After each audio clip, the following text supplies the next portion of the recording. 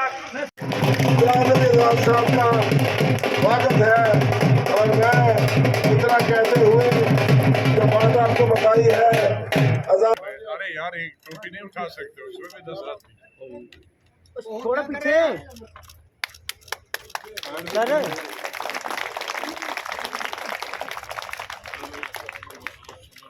तबका है गुजर बकरवाल खास। पता नहीं कितने हजार साल से ये चलते हैं। आधे कपड़े तो इनके कांटे वाली झाड़ियां खा जाती हैं और आधा खून तो पत्थर खा जाते हैं। नंगे पांव सैकड़ों किलोमीटर चलते हैं और ठंडी बर्फ में, बारिश में अपने मंजू के साथ, अपनी भेड़ों के साथ, बकरियों के साथ 13-13, 14-14 हजार फुट की बुलंदी पर। मैं जब चीफ मिनिस्टर था तो इनके इन धारों पर उतरता था और देखता था कि छोटा सा टैंक, और बारिश बाहर इतनी हो रही, बल्कि मैं एक अक्टूबर या नवंबर के महीने में कारगिल से श्रीनगर आ रहा था और रास्ते में पहाड़ी में देखा कि बर्फ गिर रही ऊपर से। मैं बर्फ से उतर करके बकरवालों के उन छोटी झोंपड़ी में गया जो कि कपड़े की थी और वो चो रही थी, मतलब उसमें पानी आ रहा था। तो लड़कियां कितनी हमारी गुजर गदरियां बेचारी कोने में बैठी थी, कभी इधर से उसके कोने में जहां पानी नहीं आ रहा, इस तरह। ये इतनी हजारों सालों से इनकी जिंदगी बसर कर, इनके लिए भी परमानेंट। जब मैं चीफ मिनिस्टर था तो मुझे बताया गया कि चाहे हमारे हिंदू भाई जम्मू के हों, चाहे वो राजपूत हो या ब्राह्मण हो, चाहे हमारे सिख भाई हो, चाहे गुजर भाई हो, कश्मीरी हो, कश्मीर में 70 से 80% हमारे भाई लोगों का, हिंदू मुसलमान गुजर गैर गुजर का घर या जमीन या दुकान या खेती सरकारी जमीन पे, चाहे वो घास चराई भी हो, चाहे वो खालसा सरकार हो, चाहे वो जंगलात की सरकार, जंगलात की जमीन उस पर है। इसीलिए मैंने रोशनी का कानून बनाया था जिसमें उन लाखों लोगों को 70% लोगों को मालिकाना हक देने का था, जो भी 20 साल से उस जमीन पे बैठे थे उनको मालिकाना हक दिया। मुझे अफसोस है कि मेरे बाद वो मालिकाना हक उनसे छीन दिया गया। मैंने वादा किया है कि हुकूमत बनेगी तो वो मालिकाना हक दिया जाए। हाँ, ये है कि उसमें हमारे सब समुदाय के लोग हैं, लेकिन एक चीज मैंने देखी बाद में कि कुछ लोगों ने, जो असरदार लोग थे अवाम में भी और कुछ ऑफिसर में, उन्होंने जहां उनका कब्जा 10 कनाल थे उन्होंने 100 कनाल मान ली। ऐसे लोगों के खिलाफ एक्शन भी लिया जाएगा और ऐसे लोगों की जमीन भी छीनी ली। तिजारत कई गुना बढ़ गई, तो दोनों का फायदा हुआ। जो बाहर से लोग आए उनको सुरक्षित जगह मिली, उनको महफूज जगह मिली, और यहां के लोगों को तिजारत मिली और आगे बढ़ने का मौका मिला। तो इसलिए दोनों के एक दूसरे के इकट्ठे होने में, एक ही जगह में रहने का अवसर भी प्राप्त हुआ, मिलने का मौका भी मिला, और एक प्रेम और प्यार भी बढ़ा। मैं चाहता हूं कि जितने भी बाहर से 21 जिलों से लोग इस 22वें जिले में जम्मू में आए,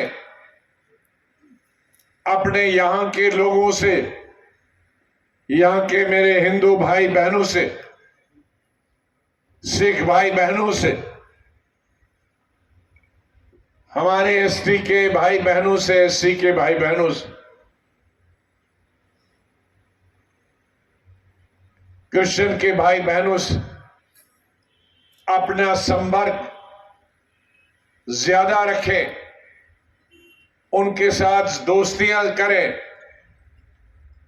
एक दूसरे के आने शुरू करें।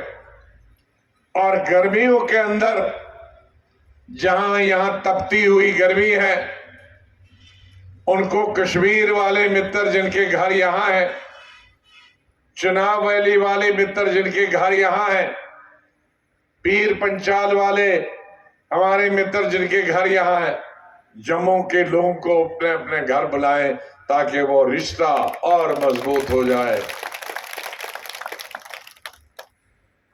में सबसे ज्यादा तकलीफ आज स्कूलों की है, अस्पतालों में डॉक्टरों की। मैंने अपने 2.5 साल के वक्त में जितने 70 साल में स्कूल कॉलेज नहीं बने थे, मैंने 2.5 साल में उतने स्कूल कॉलेज प्राइमरी से लेकर और कॉलेज तक बनाए थे और हर जगह टीचर था। लेकिन आज क्या बात है, 17 साल बाद वो टीचर कहां चले गए?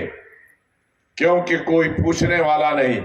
गांव वाले वहां हैं, पढ़े लिखे लोग बाहर आ गए, वो वापस जाते नहीं, किसी को मालूम नहीं, बल्कि पढ़े लिखे लोग सब ट्रांसफर कराना चाहते हैं, कश्मीर वाले श्रीनगर में और जम्मू सूबा वाले जम्मू।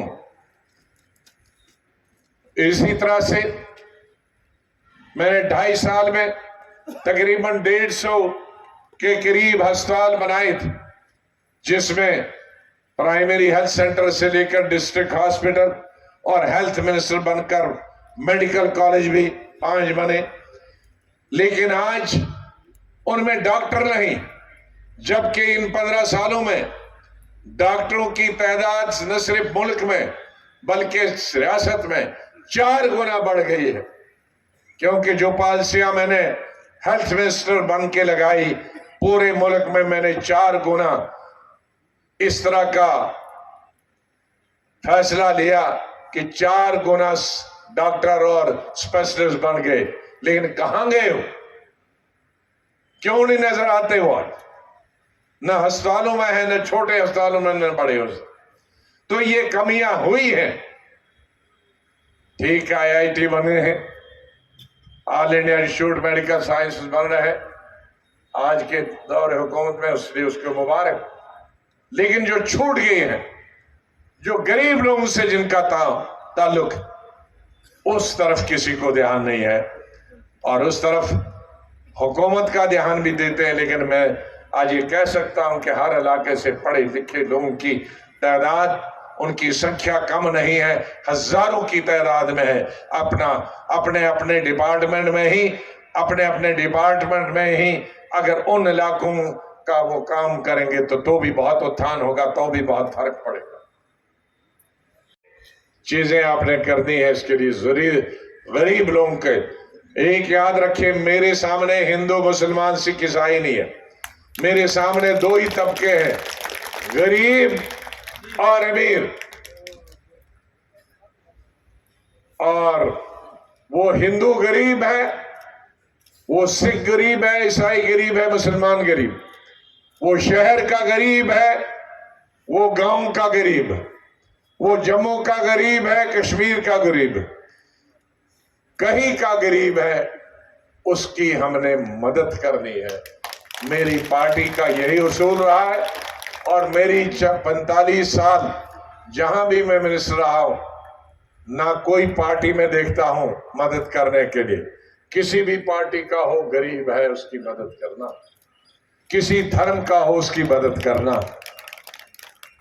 लेकिन सारे ही उधर ही नहीं वोट दे दो तो मेरी सरकार ही नहीं बनेगी, तो मदद कैसे करोगे? तो वोट ज्यादा इधर ही पावनी है, उधर थोड़ा थोड़ा, मता इधर, थोड़ा थोड़ा उधर। जो ही वो लड़का लड़की IAS IPS बन गई, KS KPS बन गई, शहर में, श्रीनगर शहर में या जम्मू शहर में शादी की और मैं 2 साल के अंदर घर बनाया तो वो सब यहां हो गए। तो जिसकी वजह से हमारे जो पिछड़े इलाके 22 के 22 जिले में वो पिछड़े के पिछड़े ही रह जाते हैं। और इस सर्दी की वजह से भी जो अच्छे लोग हैं, अच्छे लोग का मतलब शक्ल सूरत से नहीं, जिनके पास पैसा, वो भी भाग जाते हैं जम्मू, दिल्ली, बेंगलोर, हैदराबाद, कहां कहां मैं उनको देखते आया हिंदुस्तान में। तो अगर पीछे तहसीलदार को भी टेलीफोन करना होगा, एसएचओ को भी टेलीफोन करना होगा, ना वहां कोई बड़ा बिजनेसमैन है, न तिजारत करने वाला है, ना ऑफिसर है, वो आके जम्मू में बस गया। मंच पे बैठे हुए काबिले इज्जत हजरात, यहाँ पे बैठे हुए एक्स बीडीसी चेयरपर्सन, सबसे पहले मैं मौजूदा सरकार की नजर एक पार्लियामेंट में बनाया कि हमारे एसटी भाई हैं, चाहे वो गुर्जर हैं या बकरवाल हैं या वो गद्दी हैं, जो जंगलों में रहते हैं,